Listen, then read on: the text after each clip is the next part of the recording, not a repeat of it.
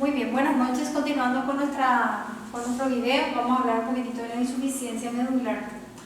Los síndromes de insuficiencia medular comprenden gran número de patologías caracterizadas por la disminución en la producción de una o más de las principales líneas hematopoyéticas, cuyo origen puede ser hereditario o adquirido.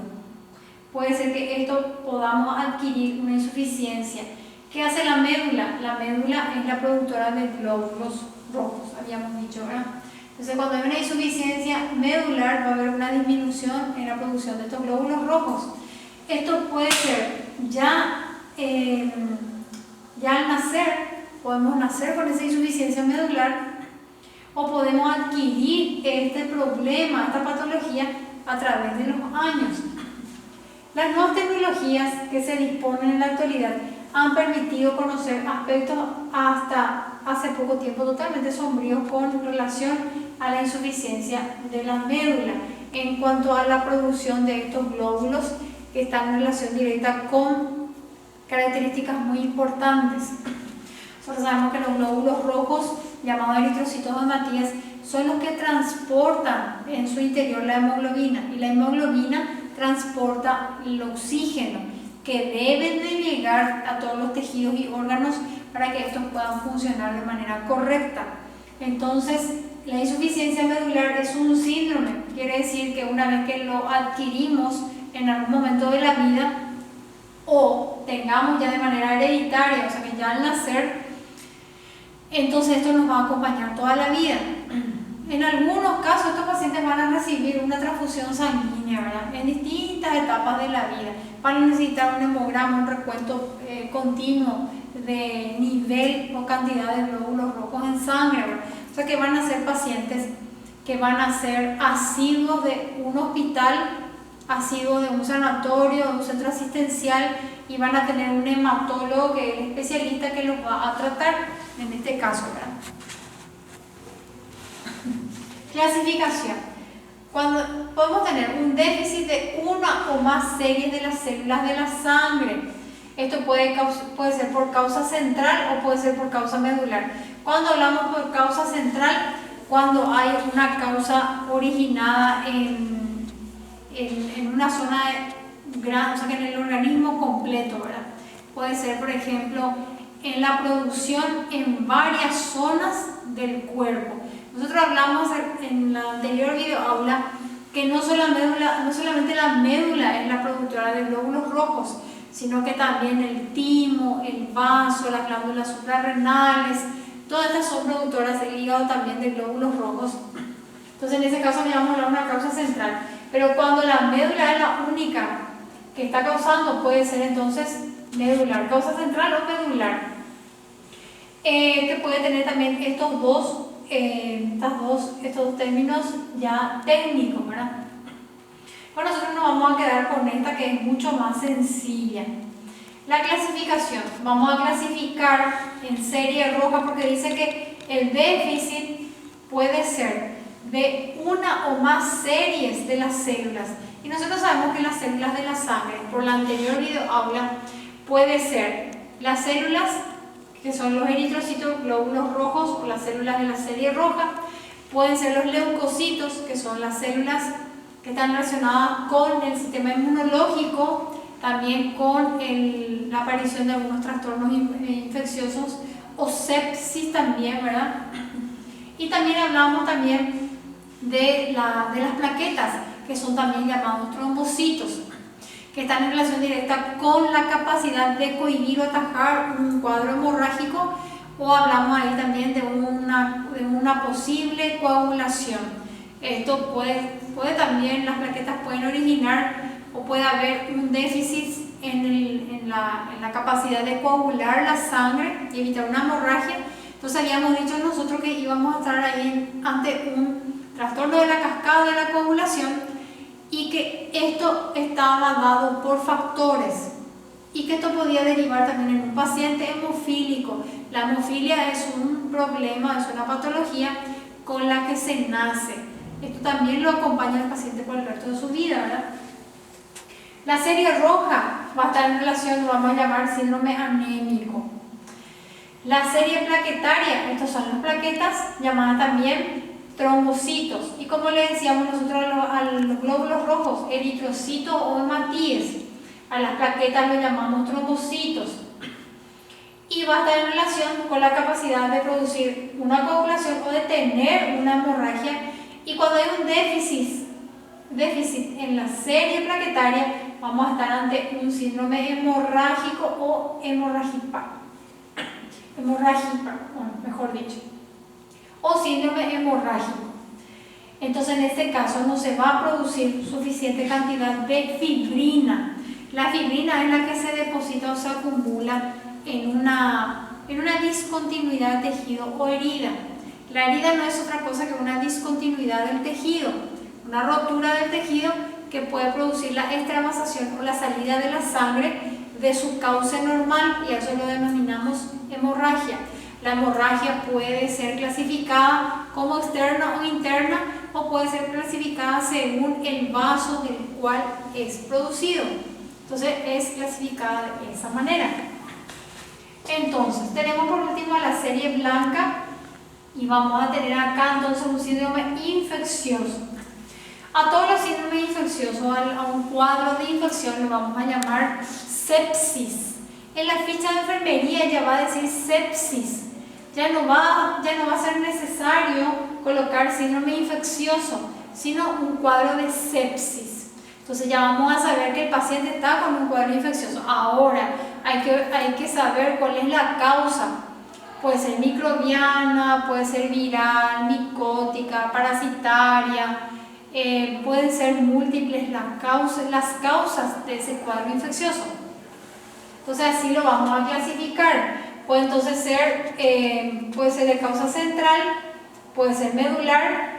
El déficit de una de las series de la sangre puede ser entonces central o medular, y puede ser en la serie roja, la serie plaquetaria o en la serie blanca.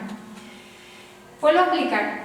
Si hay un déficit en la producción de la serie roja, usted ya sabe, yo ya repetí cuáles son las células, cómo se llaman esas células, vamos a estar ante un síndrome de tipo anémico. La anemia se puede clasificar otra vez. Podemos estar ante una serie plaquetaria, plaquetas o trombocitos. Entonces vamos a estar ante un síndrome hemorrágico. No va a haber coagulación de la sangre, la hemorragia no va a parar. Y podemos estar ante una serie blanca, leucocitos. Los leucocitos son los que forman a la serie blanca, y por lo tanto vamos a estar ante un cuadro infeccioso o síndrome infeccioso, y por lo tanto vamos a estar ante una sepsis. Clasificación, dice, vamos a ver un poco acá, como estamos nosotros hablando de signos y síntomas, estamos en semiología, vamos a ver un poco en un síndrome anémico, qué es lo que vamos a poder observar y qué es lo que el paciente nos puede referir, o también los estudios complementarios nos pueden dar. En un síndrome anémico yo voy a tener a un paciente con una palidez cutánea. Las mucosas también van a estar pálidas. ¿Cuál es la zona de la mucosa? La mucosa gingival. Yo voy a elevar el labio superior e inferior del paciente, y la mucosa es la zona de la encía, la zona que cubre a las raíces de los dientes. Eso yo lo voy a observar pálido también, ¿verdad? Esa es una anemia clínica, una anemia que se está pudiendo diagnosticar clínicamente, ¿verdad? Funcional, cuando yo ya hablo ya de un problema que va a atacar ya, o yo voy a tener específicamente ya un trastorno, por ejemplo, psiconeuromuscular. Cuando la anemia ya es bastante pronunciada, va a afectar alguna función específica. Puede ser a nivel neurológica, puede ser a nivel muscular, puede originar también cefaleas constantes, dolores de cabeza constantes, y también podemos tener nosotros ahí cuadros de mareo frecuentes. Entonces, estos pueden ser algunos de los tantos síntomas que puede presentar el paciente. ¿Por qué digo síntomas? Porque el dolor yo no lo veo. Si el paciente no me cuenta que está con dolor de cabeza o cefalea, yo no lo voy a saber lo que le duele al paciente específicamente, ¿verdad? Y tampoco voy a poder saber si un paciente está mareado si es que no me lo cuenta. Yo puedo ver que el paciente ha caído al suelo o tiene una dificultad para movilizarse, pero yo puedo pensar, o el médico puede pensar, que puede ser otra la causa. Pero si me dice el paciente, o cuando el paciente me refiera, no es el paciente me cuente, o el paciente me refiere, es el término que vamos a utilizar en semiología, término técnico. Entonces el paciente me va a referir que se encuentra con mareo. Y en las primeras clases nosotros ya habíamos hablado de qué es el mareo. Y habíamos diferenciado al mareo con un vértigo. Y ustedes ya tienen ese material. Vamos a quedarnos con esto. Van a buscar qué quiere decir fosfenos. El paciente quiere reposar constantemente. Y puede aparecer también un soplo funcional. Yo escucho con mi estetoscopio ese corazón y yo voy a escuchar un latido diferente. Nosotros ya habíamos hablado del soplo y cómo se escucha, pero cuando yo voy a poder identificarlo fácilmente, cuando yo ya tengo un oído adiestrado, cuando yo ya he escuchado por mucho tiempo varios corazones. Y puedo diagnosticar o puedo ya darme cuenta de que hay un pequeño orificio ahí y que eso se puede escuchar a través del estetoscopio. El soplo en algunos casos es momentáneo. Se puede escuchar como un soplo funcional o funciona de esa manera ese corazón porque estamos ante un proceso anémico. Se eleva, con un tratamiento se eleva la cantidad de glóbulos rojos en sangre y yo puedo dejar de escuchar ese soplo que funciona así momentáneamente porque mi conteo de glóbulos rojos está por debajo del nivel normal. Entonces esto se eleva y, como dije hace rato, este soplo ya no lo voy a escuchar. Síndrome hemorrágico o hemorragiparo, púrico, equimótico, petequial. Van a ver varios temas acá, varios términos. Puede ser de causa central o medular, dice otra vez, ¿verdad? Yo voy a encontrar que el paciente tiene como unos puntos, como unas pequeñas petequias.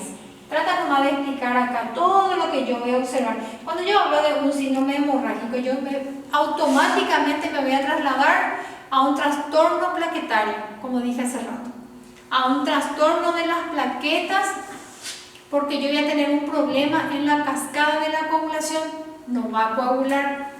Entonces, yo voy a observar, ¿por qué? Porque en un trastorno hemorrágico yo voy a ver que hay extravasación de sangre.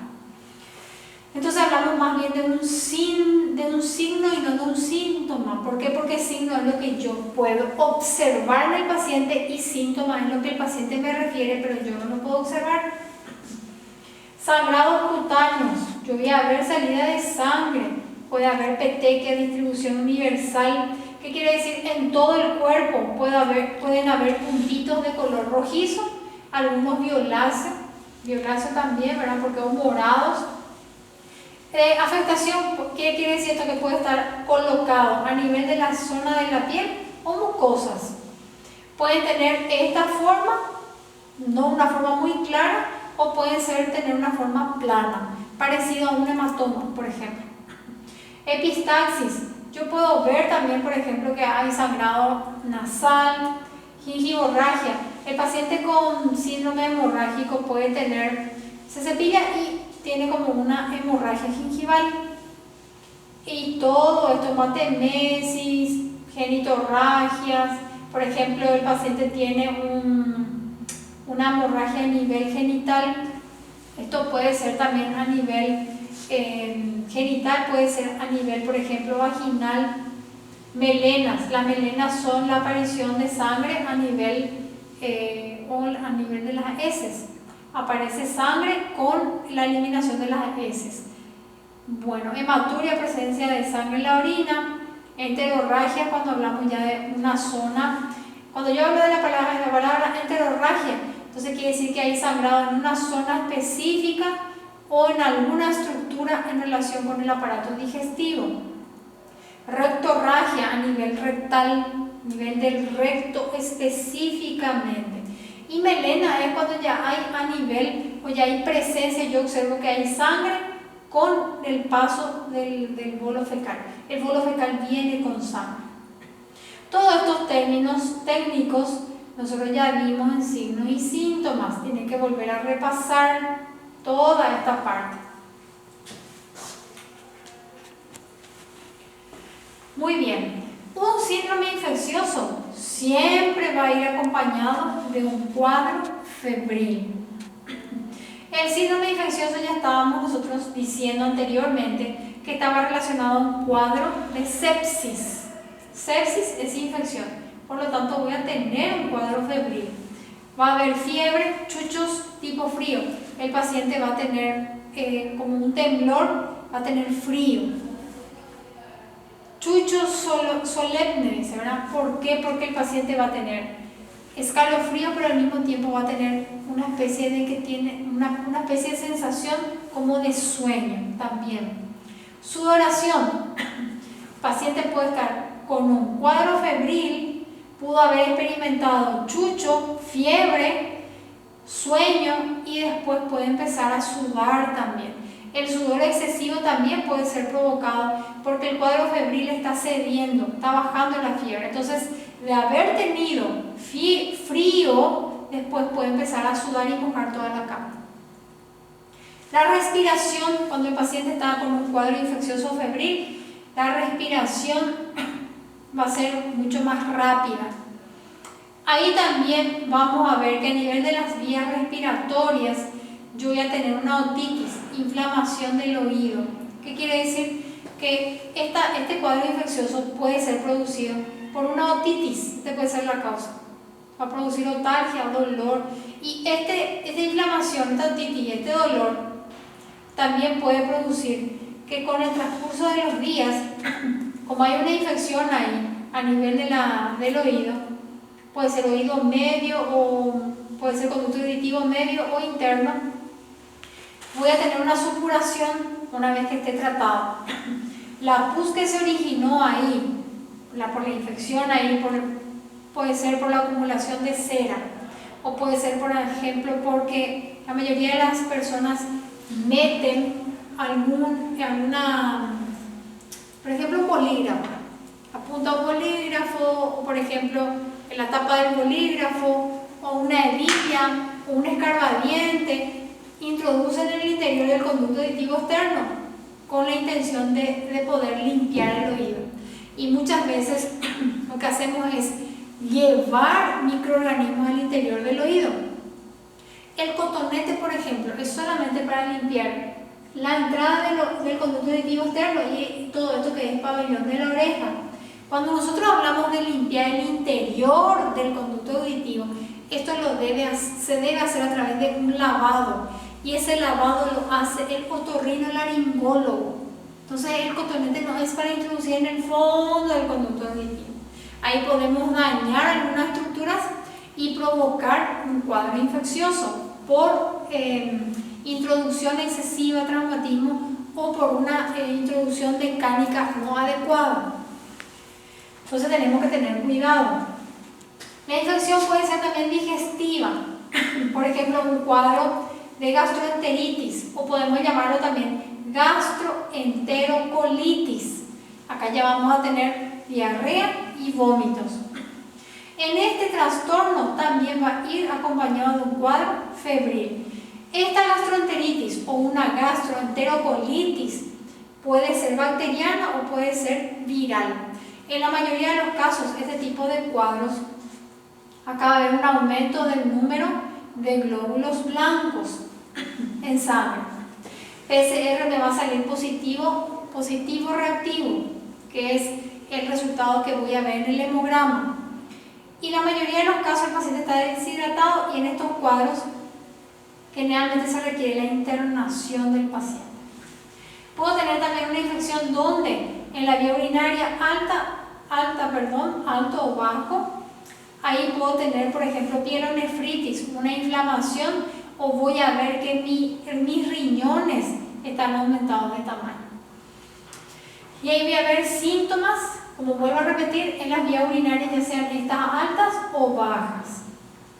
Muy bien, entonces esto en cuanto a lo que es síndrome infeccioso, la clasificación, que vimos las tres.